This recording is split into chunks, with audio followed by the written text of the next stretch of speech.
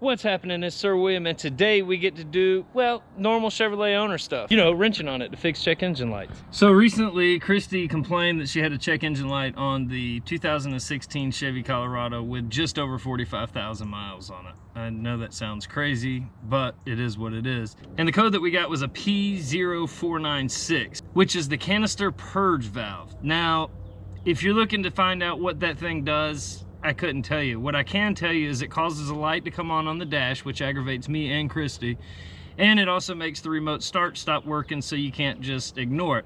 The good news is, however, is I've got a strict rule that anything with a wire comes straight from the dealer. So this sensor has a wire on it, therefore I get it from the dealer. Now, from the dealer, after taxes and everything, it was like 55 bucks. I think if you were to try to buy a 𝗬𝙗 or something like that, it was still like 47 bucks. You might as well get the one from the dealer.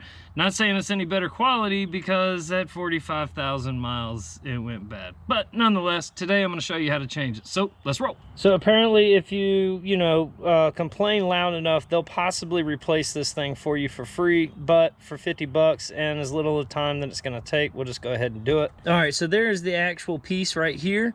The first thing we gotta do is take off the little clips that are holding the wires, and it looks like there's a little hose or something that goes right in here and then goes to a 90 degree. So we're gonna go ahead and carefully take off these clips.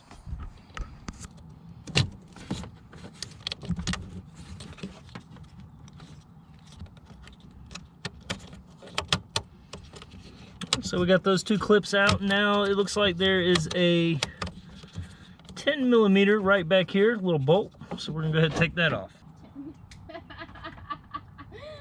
The elusive 10 millimeter socket. Christy didn't believe me whenever I told her that the 10 millimeter socket is the #1 missing socket.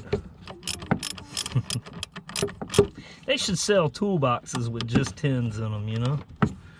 If you ever tried to go to the store and buy a 10 millimeter socket, you can't really find one either, which is kind of crazy.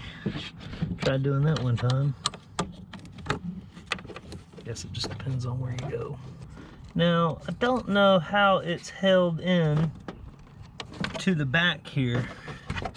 It feels like you just, there it is, all right.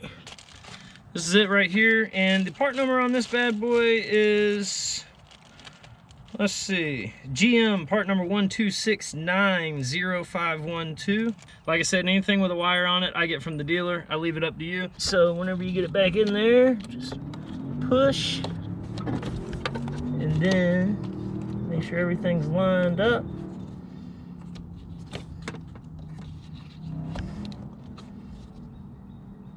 There's like a little bump that you can make sure that it's lined up on back there.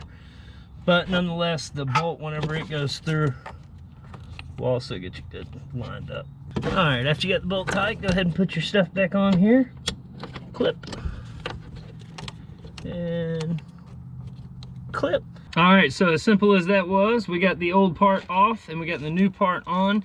Now, in order to reset the check engine light, I think that if you drive a couple cycles with the new part on, you should be fine. We're gonna go ahead and disconnect the battery for about 5 or 10 minutes and let it reset from there, and then we should be good to go.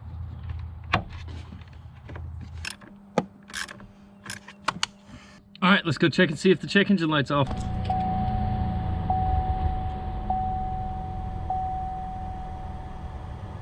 All right, success. In order to get this done, it's $200 worth of labor at the dealership we called, as well as $50. So you save yourself about $200 plus the taxes by just buying the part, changing it out yourself. I hope that you guys learned something from this video. Till next time, peace.